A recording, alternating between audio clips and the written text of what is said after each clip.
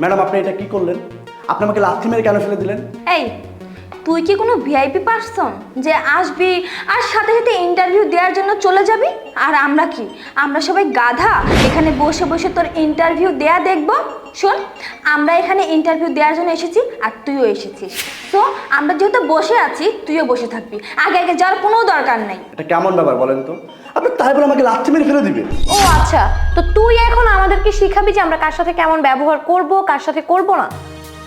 তুই হয়তো জানিস না, স্কুল লাইফ থেকে আমাদের পাওয়ার একটু বেশি, আর এই অফিসে তো আমরা এসেছি ফান করার জন্য।